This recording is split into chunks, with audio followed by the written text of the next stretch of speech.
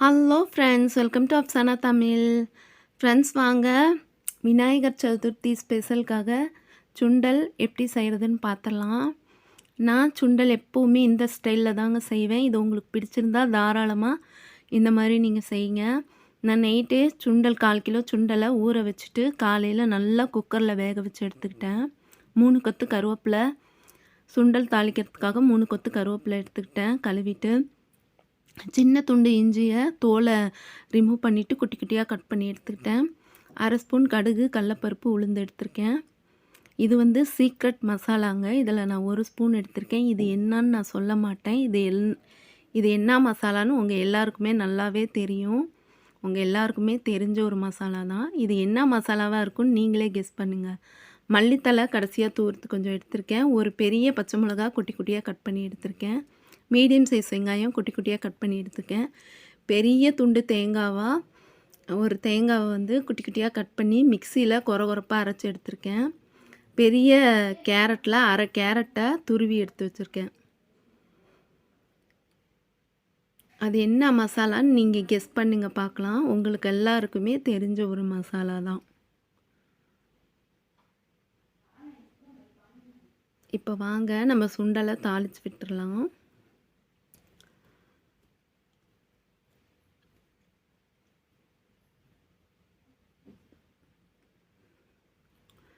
கால் kilo சுண்டல் நான் எடுத்திருக்கேங்க. கடாய் காஞ்சதுமே சின்ன குழிக்கரண்டியில் 2 குழிக்கரண்டி எண்ணெய் ஊற்றிக்கலாம்.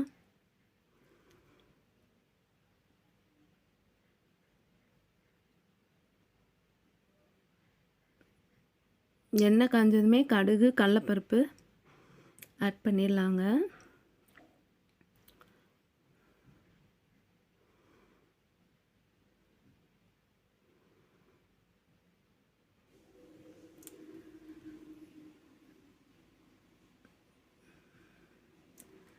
விநாயகர் சதுர்த்தி ஸ்பெஷலாக இன்னொரு ரெசிப்பியும் நம்ம சேனலில் வரப்போகுது.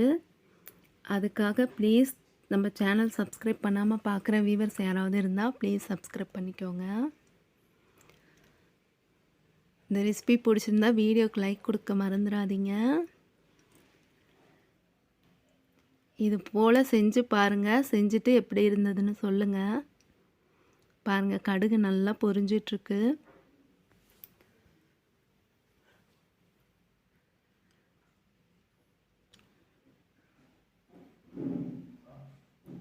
கடுகு நல்லா பொரிஞ்சதுமே கருவேப்பிலை ஆட் பண்ணிடலாம். கருவேப்பிலை பொரிஞ்சதுமே கூடவே இஞ்சி ஆட் பண்ணிடலாங்க. இஞ்சியும் பொரிஞ்சதுமே கூடவே வெங்காயம் ஆட் பண்ணிடலாம்.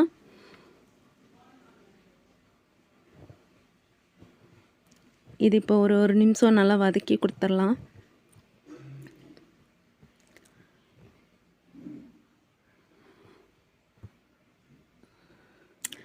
இது ரொம்ப முருகணுன்னெலாம் அவசியம் இல்லைங்க. சுண்டலுக்கெலாம் முருகெல்லாம் தேவையில்லை. நல்லா இருக்காது, முருகுனாலாம் நல்லா இருக்காது.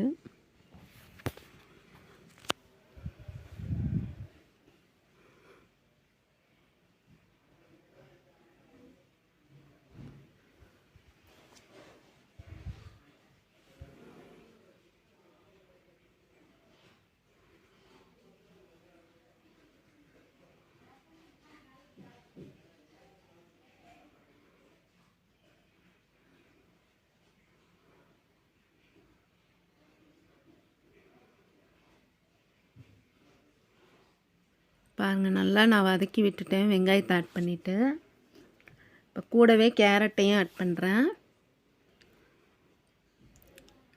கேரட்டை சும்மா லைட்டாக வதக்கிட்டு உடனே சுண்டல் ஆட் பண்ணிடலாம். ரொம்பலாம் வதக்க தேவையில்ல.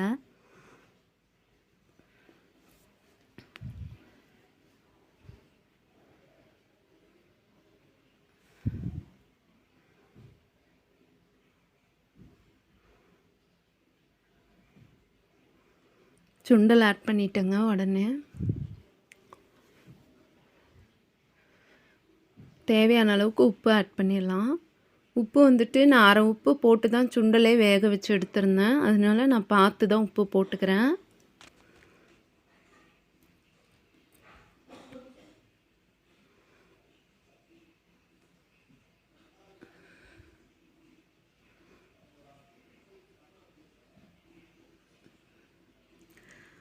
என்ன மசாலான்னு கெஸ் பண்ணி கமெண்ட் பண்ணிங்களா?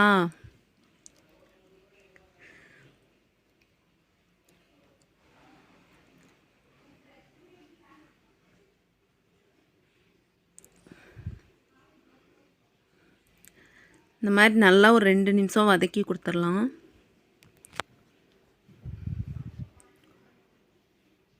நல்லா நான் வேக வச்சு எடுத்துட்டேன்.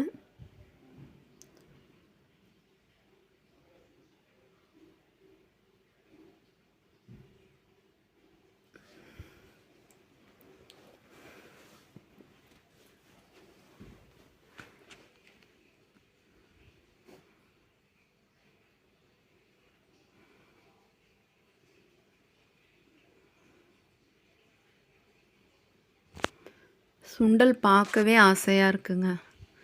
இப்போ நம்மளோட சீக்ரெட் மசாலா 1 ஸ்பூன் ஆட் பண்ணிடலாங்க. தலை தட்டி 1 ஸ்பூன் எடுத்திருந்தேன், அது இப்போ ஆட் பண்ணிடுறேன். இப்போ நல்லா ஒரு நிமிஷத்துக்கு நல்லா கலந்து விட்டுறலாம்.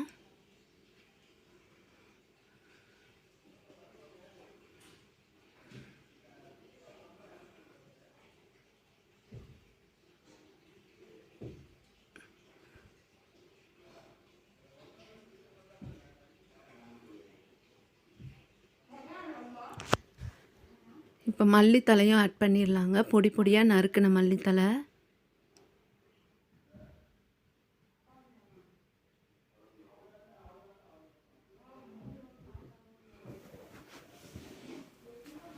இப்போ நல்லா கலந்து விட்டுட்டு நம்ம நல்லா ஒரு பெரிய துண்டு தேங்காவை மிக்சியில் கொரப்பாக அரைச்சிருந்தோம், அதையும் நான் இப்போ ஆட் பண்ணுறேன். ஆட் பண்ணிவிட்டு நல்லா 1 நிமிஷத்துக்கு கலந்து இறக்குனா நம்ம சுவையான சுண்டல் சூப்பராக ரெடிங்க. விநாயகர் சதுர்த்தி அன்னைக்கு இதை செஞ்சு என்ஜாய் பண்ணுங்கள்.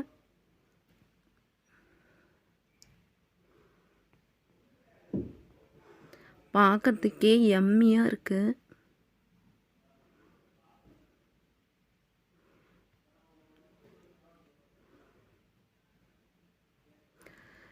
சரி, நான் சஸ்பென்ஸை உடைச்சிட்றேன். என்ன அந்த சீக்ரெட் மசாலான்னு நான் இப்போ சொல்லிடுறேங்க. ரசப்பொடிங்க. சரி, ஓகே. இன்னொரு இன்ட்ரெஸ்டிங் ரெசிபியோடு நான் உங்களை மீட் பண்ணுறேன். ரெசிபி பிடிச்சிருந்தா வீடியோக்கு ஒரு லைக் கொடுத்துருங்க.